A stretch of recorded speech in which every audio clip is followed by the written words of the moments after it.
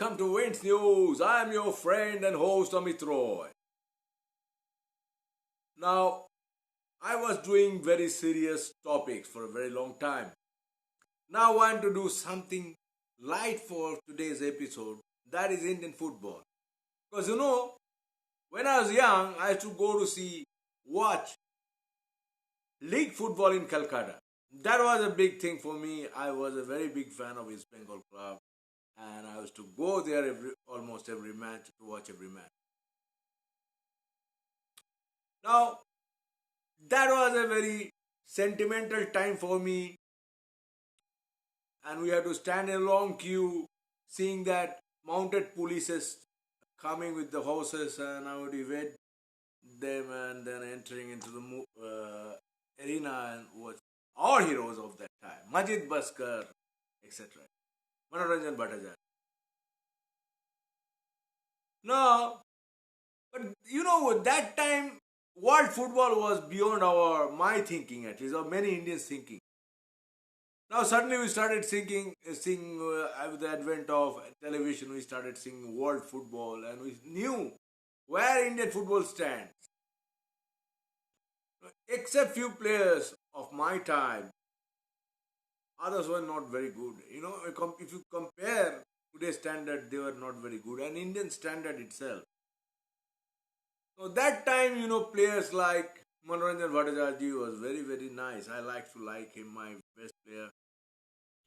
But Suresh Sengupta, Prashant Banerjee.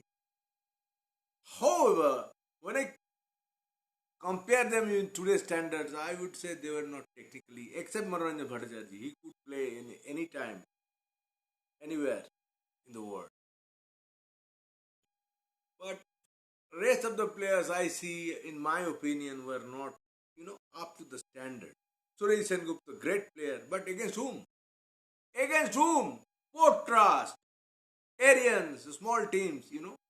When you want to play good teams like Qatar, Kuwait, India used to receive 5 goals, 6 goals. If they were so good, why they used to receive so many goals? That's a question. Now, before that, I was told India was a superpower in football. India reached fourth position in Olympic in 54, 56 Sydney Olympic. They are great players. I didn't see them, so I'll not be able to tell anything about them. Now, after I saw, no, India was intrigued um, with lots of, inside politics. A lot of Indian players didn't want to play for India at that time. Jal Manekshaw came and tried to promote football, nationalism, because India was in clutch of communist culture, especially citadel of Indian football, Mecca of Indian football, Calcutta. So many intrigue by communists, don't play for India, etc., etc. After that, Indian football started seeing decline. Even that time, it was not very good, not properly managed as such. But there was a lot of fan following. Some club football was very much attracting a lot of spectators, especially Monman Club, East Bengal Club, and Mohammedan Club. They were very fanatic supporters of Mohammedan Club. Even clubs were not properly managed. Even today, they are not very properly managed, professionally managed. Then Indian football started declining. Now, after they started doing National League, I League, and now ISL, Indian football is seeing little bit of uptrend. Little bit of uptrend. But my question is, why Indians are lacking?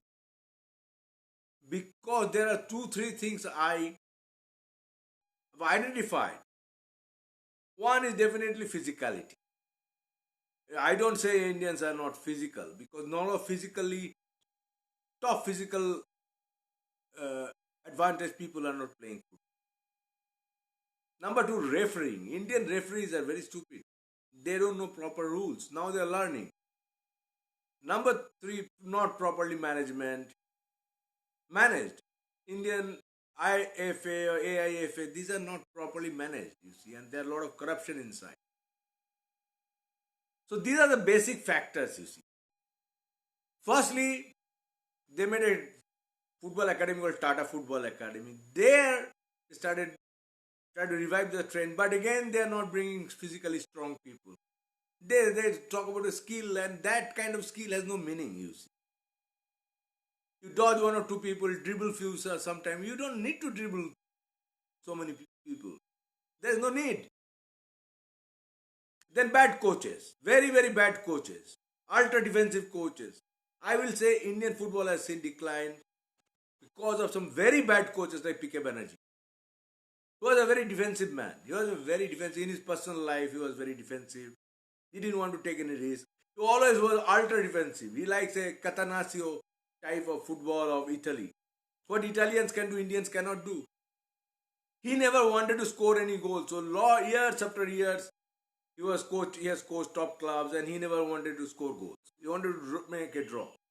So that mentality drilled, and he was, heralded as a great coach, and he was a good player and good coach, but he never wanted to attack somebody. And so Indians wanted to employ coaches from abroad, but they were very defensive. Like, I will not name one or two names, but these are the things, very defensive mindset. Wait and watch approach. This is a very dangerous thing for Indian football. Whenever India plays, they want to wait and watch what the other side would do. Don't do that. Attack and score goals. India received goals in the first quarter. And that is India's culture. And apart from physicality, there are other things like, selection process. Now India is seeing better things in upcoming, in better things. But 2026 Olympic World Cup, can India qualify? That's a question. And we have depend on Sunil Chetri. Thank you very much for patient hearing. Please like me and subscribe me, and wish Indian team should do well.